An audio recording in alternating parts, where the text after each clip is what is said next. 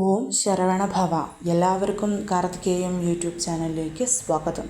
3 വർഷത്തിൽ ഒരിക്കൽ വരുന്ന പരമ പുണ്യമായ അധിക മാസത്തിലെ പത്മിനി അല്ലെങ്കിൽ കമലാ ഏകാദശി എന്നറിയപ്പെടുന്ന വളരെ പവറുള്ള ഏകാദശിയാണ് മെയ് മാസം 26, 27 ചൊവ്വ ബുധൻ ദിവസങ്ങളിലായിട്ട് നമുക്ക് വരുന്നത്. ഈ ഒരു ഏകാദശി ദിവസം ഈ ഒരൊറ്റ വസ്തു നമ്മൾ ദാനം കൊടുത്താൽ നമ്മുടെ 7 തലമുറകളും രക്ഷപ്പെടുന്നതാണ്.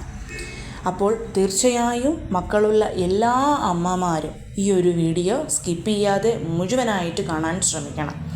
നമുക്ക് ഇന്നത്തെ വീഡിയോയിലോട്ട് പോകാം. അതിനു മുൻപ് ഇന്നു മുതലാണ് 6 ദിവസത്തെ വൈകാശി വിശാഖ വ്രതം ആരംഭിക്കേണ്ടത്. വ്രതം എടുത്താലും ഇല്ലെങ്കിലും ചൊല്ലേണ്ടുന്ന ഒറ്റവരി മന്ത്രത്തെക്കുറിച്ച് ഞാൻ ഇന്നലെ വീഡിയോ ഇട്ടിട്ടുണ്ട്. കാണാത്തവരൊക്കെ അത് പോയി കണ്ട് അതുപോലെ മന്ത്രം ചൊല്ലാൻ ശ്രമിക്കണം. 3 വർഷത്തിൽ ഒരിക്കൽ വരുന്ന മഹാപുണ്യ ദിവസം, അതായത് അധികമാസം എന്ന് പറയുന്നത് സാക്ഷാൽ മഹാവിഷ്ണുവിൻ്റെ മാസമാണ്. ആ മാസത്തിൽ വരുന്ന വെളുത്ത പക്ഷത്തിലെയും കറുത്ത പക്ഷത്തിലെയും 2 ഏകാദശികളും പരമ പുണ്യമാണ്. അതുമാത്രവുമല്ല, വ്യതിപാത യോഗം കൂടിയിട്ട് ഈ ഒരു ഏകാദശിയോട് ചേർന്ന് വരുന്നുണ്ട്. എന്താണ് വ്യതിപാത യോഗം എന്നുള്ളത് നമുക്ക് എല്ലാവർക്കും അറിയാം. എൻ്റെ വീഡിയോ സ്ഥിരമായിട്ട് കാണുന്നവരാണെന്നുണ്ടെങ്കിൽ നിങ്ങൾ ഈ ഒരു വാക്ക് കേട്ടിട്ടുണ്ടായിരിക്കും. എന്താണ് ആ യോഗത്തിൻ്റെ പ്രത്യേകത എന്നുള്ളത് അറിയുകയും ചെയ്യാം. അപ്പോൾ ആ ഒരു സമയത്ത് വേണം നമ്മൾ ഈ ഒരു ദാനം കൊടുക്കാൻ വേണ്ടി. ഈ ഒരു ദാനം നമ്മുടെ എല്ലാ പാപങ്ങളെയും ഇല്ലാതാക്കി നമ്മുടെ തലമുറകളെ സംരക്ഷിച്ചു കൊണ്ടുപോകാൻ ഉതകുന്ന ദാനമാണ്. നാളെ നമ്മൾ എന്ത് ചെയ്യണം എന്നുള്ളത് നോക്കാം. അതിന് മുൻപായിട്ട് ആദ്യമായിട്ടാണ് നിങ്ങൾ ഈ ചാനൽ കാണുന്നതെന്നുണ്ടെങ്കിൽ ചാനലൊന്ന് സബ്സ്ക്രൈബ് ചെയ്യുവാനും വീഡിയോ മുഴുവനായിട്ട് കണ്ട് ഇഷ്ടപ്പെട്ടാൽ ലൈക്ക് ചെയ്യുവാനും ഷെയർ ചെയ്യുവാനും മറക്കരുത്. ഏകാദശി തിഥിയുടെ ആരംഭം എന്ന് പറയുന്നത് മെയ് 26, നാളെ ചൊവ്വാഴ്ച അതികാലെ 5:10 ആരംഭിക്കുന്നത്. അവസാനിക്കുന്നത് മെയ് 27 ബുധനാഴ്ച അതികാലെ 6:10. അതുകൊണ്ട് തന്നെ നാളത്തെ ദിവസം കംപ്ലീറ്റ് ആയിട്ട് നമ്മൾക്ക് ഏകാദശി തിഥിയുണ്ട്.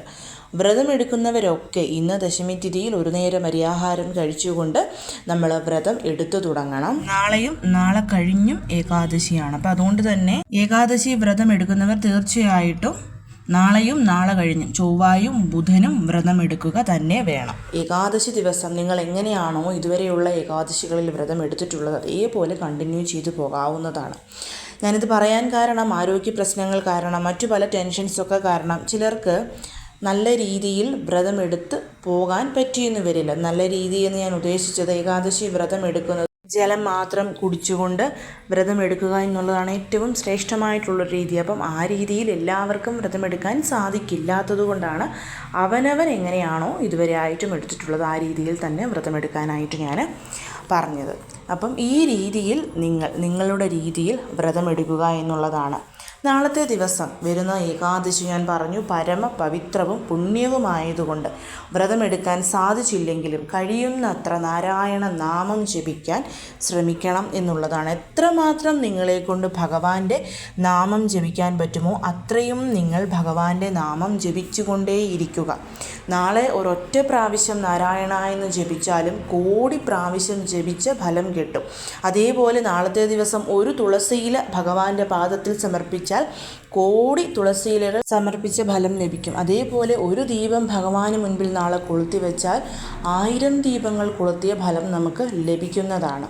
അതുകൊണ്ട് തന്നെ നാളത്തെ ദിവസം നമുക്ക് ഭഗവാന് മുൻപിൽ മാവിളക്ക് കൊളുത്തി ആ മാവിളക്ക് കൊണ്ട് ഭഗവാനെ ആരതിയെടുത്ത് പ്രാർത്ഥിക്കാവുന്നതാണ്. രാവിലെയോ വൈകിട്ടോ നിങ്ങളുടെ സമയത്തിനനുസരിച്ച് നിങ്ങൾക്ക് ഭഗവാന് മുൻപിൽ മാവിളക്ക് കൊളുത്താവുന്നതാണ്. അതുമാത്രവുമല്ല, ഈ ഒരു പത്മിനി ഏകാദശി ദിവസം വിഷ്ണു ലക്ഷ്മി പ്രീതിക്ക് പുറമെ രാധാകൃഷ്ണന്മാരെയും ഉമാമഹേശ്വരന്മാരെയും കൂടി നമ്മൾ പ്രാർത്ഥിച്ച് പ്രീതിപ്പെടുത്തുന്നത് വളരെ ശ്രേഷ്ഠമാണെന്നാണ് പറയുന്നത്. ദാമ്പത്യ ക്ലേശങ്ങൾ പരിഹരിക്കുന്നതിനും ദാമ്പത്യ ക്ഷേമത്തിനും ഐശ്വര്യത്തിനും നമ്മുടെ കുടുംബത്തിലെ പ്രശ്നങ്ങൾ തീർക്കുന്നതിനും വിവാഹ തടസ്സമുണ്ടെങ്കിൽ അത് മാറുന്നതിനും പ്രണയിക്കുന്നവർക്കിടയിൽ എന്തെങ്കിലും ബുദ്ധിമുട്ടുകൾ ഉണ്ടെങ്കിൽ അത് മാറി പ്രണയം സഫലമാകുന്നതിനും പത്മിനി ഏകാദശി ദിവസത്തെ ഉമാമഹേശ്വര രാധാകൃഷ്ണ പ്രാർത്ഥനയും പൂജയും നമ്മളെ സഹായിക്കും എന്നാണ് പറയുന്നത്. അതുകൊണ്ട് തന്നെ ഈ ഒരു ദിവസം നമ്മൾ ഈ ക്ഷേത്രങ്ങളിലൊക്കെ ഉമാമഹേശ്വര ക്ഷേത്രത്തിലും രാധാകൃഷ്ണ ക്ഷേത്രത്തിലും സന്ദർശനം നടത്തുന്നതും വളരെ വളരെ ഉത്തമമാണ്. നമ്മുടെ എല്ലാവിധത്തിലുമുള്ള ലൗകിക മോഹങ്ങൾ സഫലമാക്കാനും സകല പാപങ്ങളിൽ നിന്നും നമുക്ക് മുക്തി നേടാനും നമ്മളെ അധികമാസത്തിൽ വരുന്ന പത്മിനി ഏകാദശി വ്രതവും പൂജയും പ്രാർത്ഥനകളും സഹായിക്കും എന്നാണ് പറയുന്നത്. അതുമാത്രവുമല്ല, വ്യതിപാത യോഗം കൂടി ചേർന്ന് വന്നിരിക്കുന്നത് കൊണ്ട് തന്നെ ഈ ദിവസം നമ്മൾ വിചാരിക്കുന്നതിനേക്കാൾ, അതായത് 83 വർഷം കറുത്ത അമാവാസി, അതായത് നമ്മുടെ കറുത്തവാവ് ദിവസം വ്രതമെടുത്ത് ദാനം കൊടുത്ത പുണ്യമാണ് നമുക്ക് ഈ ഒരൊറ്റ ദിവസത്തെ ദാനത്തിലൂടെ ലഭിക്കുന്ന ഫലമെന്ന് പറയുന്നത്. 83 വർഷങ്ങൾ, അതായത് ഒരു മനുഷ്യൻ്റെ ഒരായുസ്സിൽ മുഴുവൻ നമ്മൾ കറുത്തവാവിന് വ്രതമെടുത്ത് ദാനം കൊടുത്ത ഫലം ഈ ഒരൊറ്റ ദിവസത്തെ ദാനത്തിലൂടെ നമുക്ക് ലഭിക്കും. അതുകൊണ്ട് തന്നെ ആരും തന്നെ നാളത്തെ ദിവസം മിസ് ചെയ്യരുത്. ആർക്കെങ്കിലും ഒരാൾക്കെങ്കിലും നിങ്ങളെക്കൊണ്ട് കഴിയുന്നത് പോലെ അന്നദാനം ചെയ്യാനായിട്ട് ശ്രമിക്കണം. അന്നം, ജലം, വസ്ത്രം, ഇതൊക്കെ നമുക്ക് ദാനം ചെയ്താൽ ദാനങ്ങളിൽ ഏറ്റവും മുകളിൽ നിൽക്കുന്നത് അന്നദാനമാണ്.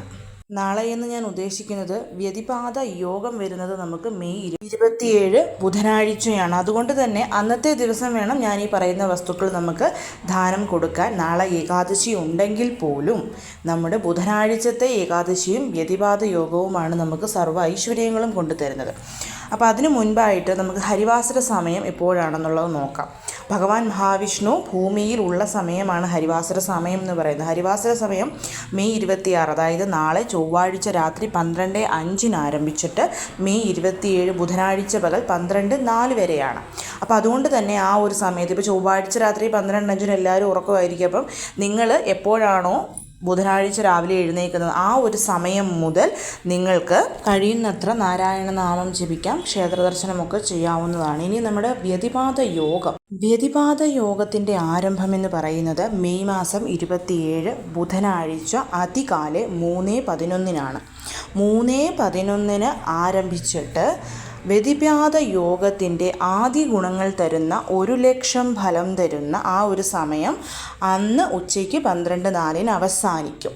അതുകൊണ്ട് തന്നെ നമ്മുടെ ഹരിവാസര സമയത്തോടു കൂടി വരുന്ന ആദ്യത്തെ ഭാഗത്തെ വ്യതിപാത യോഗത്തിൽ നിങ്ങൾക്ക് അന്നദാനം ചെയ്യാം. ആ സമയം മിസ്സാക്കിയാൽ 1 കോടി ഫലം തരുന്ന രണ്ടാമത്തെ സമയം മെയ് 27 ബുധനാഴ്ച ഉച്ചയ്ക്ക് 12:04 മുതൽ 8:33 വരെ രാത്രിയിൽ, ആ ഒരു സമയത്ത് നമുക്ക് അന്നദാനം ചെയ്യാം. അപ്പം ഈ ഒരു സമയം, അതായത് 27-ാം തീയതി ബുധനാഴ്ച അതികാലെ 3:11 മുതൽ അന്ന് രാത്രി 8:33 വരെയുള്ള സമയം, ഈ രണ്ടിലേത് സമയത്തും നിങ്ങൾക്ക് ദാനം ചെയ്യാവുന്നതാണ്. എന്താണ് ദാനം ചെയ്യേണ്ടത്? പച്ചരി, നെല്ലിക്ക, അതേപോലെ തന്നെ നാണയം, ഇതാണ് നമ്മൾ ദാനം ചെയ്യേണ്ടത്. ഇപ്പം 1 കിലോ പച്ചരി നിങ്ങൾക്ക് ദാനം ചെയ്യാൻ പറ്റുമെങ്കിൽ അത് കടയിൽ നിന്ന് പോയി നമ്മൾ വാങ്ങി വീട്ടിൽ കൊണ്ടുവന്നിട്ട് വേറൊരു കവർ എടുക്കണം. നമ്മുടെ വീട്ടിൽ മക്കളോട് നമ്മൾ പറയണം, ഓരോ പിടി അരിയും നെല്ലിക്കായും 1 രൂപയുടെ നാണയവും കൂടി പ്രാർത്ഥനയോടുകൂടി നമ്മൾ എടുത്തു വച്ചിരിക്കുന്ന ഒഴിഞ്ഞ കവറിലോട്ടിടാൻ. എത്ര മക്കളുണ്ടോ അവരെ കൊണ്ട് ചെയ്യിക്കണം. അതിന് ശേഷം നമ്മൾ കടയിൽ നിന്ന് വാങ്ങിച്ചുകൊണ്ട് വന്ന പച്ചരി ഉണ്ടല്ലോ, ആ പച്ചരി നമ്മുടെ മക്കളിട്ട കവറിലോട്ട് മുഴുവനായിട്ടിട്ടിട്ട് നമ്മൾ ദാനം കൊടുക്കുക എന്നുള്ളതാണ്. പച്ചരിയോ പുഴുക്കലരിയോ എന്ത് വേണമെങ്കിലും നമുക്ക് എടുക്കാവുന്നതാണ്.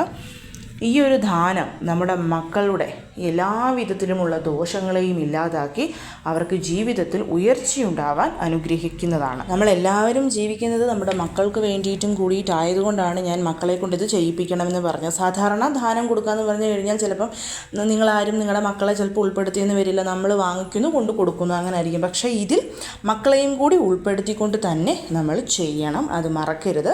പിന്നെ നമുക്കും അതിനകത്ത് ഇതേപോലെ 1 പിടി അരി എടുക്കുക, നെല്ലിക്ക വെക്കുക, നാണയം വെക്കുക, നമുക്കും അതിനകത്ത് ഇടാവുന്നതാണ്. പക്ഷേ മക്കളെ കൊണ്ട് തീർച്ചയായിട്ടും ഇത് ചെയ്യിക്കണം. 3 വർഷം കൂടുമ്പം ഇനിയും പുരുഷോത്തമ മാസം വരും. ആ മാസത്തിൽ 2 ഏകാദശിയും നമുക്ക് ലഭിക്കും. പക്ഷേ ഇതേപോലെയുള്ള റയറായിട്ടുള്ള ഒരു വ്യതിപാത യോഗ കോമ്പിനേഷനും ഒപ്പം തന്നെ ദ്വാദശി തിഥിയോട് ചേർന്നിട്ടുള്ള നമ്മുടെ ഏകാദശിയും വരണമെന്നില്ല. അപ്പോൾ അതുകൊണ്ട് തന്നെ എല്ലാവരും ഈ ഒരു കാര്യം നാളത്തെ ദിവസം ചെയ്യുക. പച്ചരിയോ പുഴുക്കലരിയോ എന്തരിയും ആവാം. പിന്നെ എപ്പോഴും പറയുന്ന പോലെ ചന്ദ്രൻ്റെ ധാന്യമായ പച്ചരി, ചന്ദ്രനുമായിട്ട് ബന്ധപ്പെട്ടിട്ടാണ് നമ്മുടെ എല്ലാ കാര്യങ്ങളും നിശ്ചയിക്കുന്നത് എന്നതുകൊണ്ട് തന്നെ പച്ചരി എടുക്കുന്നതാണ് ശ്രേഷ്ഠം. പിന്നെ നെല്ലിക്ക, ഒരൊറ്റ നെല്ലിക്ക മതിയാവും. അതേപോലെ തന്നെ പൈസ, അത് ഞാൻ പറഞ്ഞല്ലോ, 1 രൂപ മുതൽ നമുക്ക് 1001 രൂപ വരെ അതിൽ ഇടാവുന്നതാണ്. ഇത് നമുക്ക് ക്ഷേത്രത്തിലെ തിരുമേനിമാർക്ക് കൊടുക്കാം, ബ്രാഹ്മണർക്ക് കൊടുക്കാം, ഭക്ഷണമില്ലാത്ത ആൾക്കാർക്ക് കൊടുക്കാം. സെക്യൂരിറ്റികളുണ്ടല്ലോ, ഈ ATMൻ്റെയും ബാങ്കിൻ്റെയും വലിയ വലിയ കമ്പനികളുടെയും ഒക്കെ മുൻപിൽ നിൽക്കുന്ന സെക്യൂരിറ്റീസിന് കൊടുക്കാം. പിന്നെ റോഡ് തൂക്കുന്നവർ, നമ്മുടെ കച്ചറകളൊക്കെ എടുക്കാൻ വരുന്ന ആൾക്കാർ, അങ്ങനെയുള്ള ആർക്ക് വേണമെങ്കിലും നമുക്കിത് കൊടുക്കാം. പക്ഷേ ശ്രദ്ധിക്കേണ്ടുന്ന കാര്യം, ആരെയും നിന്ദിക്കാനോ പരിഹസിക്കാനോ ഒന്നും പാടില്ല. ഇതൊക്കെ ചെയ്തിട്ട് നമ്മളിതിന് പുറകെ പരിഹാസം, നിന്ദ പോലുള്ള കാര്യങ്ങൾ ചെയ്തു കഴിഞ്ഞാൽ ഒരു ഫലവും നമുക്കിതിന് ലഭിക്കില്ല. അത് നമ്മുടെ മക്കളോടും കൂടിയിട്ട് നമ്മൾ പറഞ്ഞു കൊടുക്കണം. എത്ര ഹൈ ക്ലാസ്സിൽ നമ്മൾ നിൽക്കുന്നുണ്ടെങ്കിലും നമ്മളെക്കാട്ടിലും താഴെത്തട്ടിലുള്ളവരെ നമ്മൾ ബഹുമാനിക്കണം. ഇനി നിങ്ങളുടെ വീട്ടിൽ ജോലിക്കാരുണ്ടെങ്കിൽ, അതായത് നമ്മുടെയൊക്കെ വീട്ടിൽ പാത്രം കഴുകാനും ഫ്ലോർ ക്ലീൻ ചെയ്യാനും ഒക്കെ ആയിട്ട് ആൾക്കാർ വരുമല്ലോ, അപ്പം അങ്ങനെയുള്ളവർക്ക് കൊടുക്കാം. അതേപോലെ തന്നെ നമ്മുടെയൊക്കെ വാഹനങ്ങൾ കഴുകാൻ വേണ്ടിയിട്ടൊക്കെ രാവിലെ നമുക്ക് ആൾക്കാരെ വെച്ചിട്ടുണ്ടാവുമല്ലോ, അപ്പം അങ്ങനെയുള്ളവർക്ക് കൊടുക്കാവുന്നതാണ്. അതേപോലെ തന്നെ ഈ ചെറിയ കടകൾ പോലെ, അതായത് ചെറിയ കടകൾ ഞാൻ ഉദ്ദേശിക്കുന്ന ഉന്തുവണ്ടി പോലെ ഉള്ളതൊക്കെ വെച്ച് സാധനങ്ങൾ വിൽക്കുന്നവരുണ്ടായിരിക്കും. ചിലപ്പോൾ ചില കുഞ്ഞ് വല്യമ്മമാരൊക്കെ വഴി സൈഡിൽ ഈ പ്ലാസ്റ്റിക് ഷീറ്റ് വിരിച്ചിട്ട് അതിന് മുകളിൽ സാധനങ്ങൾ വിൽക്കുന്നവരൊക്കെ. അപ്പോൾ അവരുടെയൊക്കെ അവസ്ഥ എന്ന് പറഞ്ഞു കഴിഞ്ഞാൽ ഒരുപാട് മോശമായിരിക്കും. അപ്പോൾ അങ്ങനെയുള്ളവർക്ക് നിങ്ങൾക്ക് ഇത് കൊടുക്കാം. അപ്പോൾ ശ്രദ്ധിക്കേണ്ടുന്ന മറ്റൊരു കാര്യം, ഈ ഒരു അരി, നെല്ലിക്ക, പൈസ, ഇതിനോടൊപ്പം നമുക്ക് പച്ചക്കറി, ഭക്ഷണ പദാർത്ഥങ്ങളൊക്കെ വാങ്ങിച്ചു കൊടുക്കാവുന്നതാണ്. ഏറ്റവും താഴേക്കിടയിലുള്ളൊരു കാര്യമാണ് ഞാനീ പറഞ്ഞ അരി, നെല്ലിക്ക, പൈസ എന്നുള്ളത് മാത്രം. അപ്പോൾ കഴിയുന്നതും എല്ലാവരും ഇത് ചെയ്യണം. പിന്നെ നാളെ ഭഗവാന് മുൻപിൽ നെല്ലിക്കാദീപം കൊളുത്തും. നാളെ മീൻസ് നാളെയും നാളെ കഴിഞ്ഞും ഭഗവാന് മുൻപിൽ നെല്ലിക്കാദീപം കൊളുത്തുന്നതും പ്രാർത്ഥിക്കുന്നതുമൊക്കെ വളരെ വളരെ ഉത്തമമായിട്ടുള്ള കാര്യമാണ്. അപ്പോൾ എല്ലാവരും ഈ ഒരു കാര്യം ചെയ്യാൻ ശ്രമിക്കണം. ഈ ഒരു കാര്യം നാളത്തെ ദിവസം ചെയ്യാതിരുന്നു കഴിഞ്ഞാൽ നമുക്കതൊരു ദോഷമായിട്ട് എങ്ങനെ മാറും എന്ന് പറഞ്ഞു കഴിഞ്ഞാൽ, ആ ഒരു നമ്മൾ ചെയ്യുന്ന എല്ലാ ദോഷങ്ങളും അങ്ങനെ തന്നെ നിലനിൽക്കും. പക്ഷേ ഇത് ചെയ്ത് കഴിയുമ്പോൾ ആ ദോഷങ്ങളൊക്കെ വാനിഷായി പോവുകയാണ് ചെയ്യുന്നത്. അപ്പോൾ കഴിയുന്നതും എല്ലാവരും ഈ കാര്യങ്ങളൊക്കെ ചെയ്യാൻ ശ്രമിക്കുക. തീർച്ചയായിട്ടും നിങ്ങൾക്ക് നല്ല ഫലം ലഭിക്കും. എല്ലാവരെയും മുരുകൻ അനുഗ്രഹിക്കട്ടെ. ഓം ശരവണഭവ.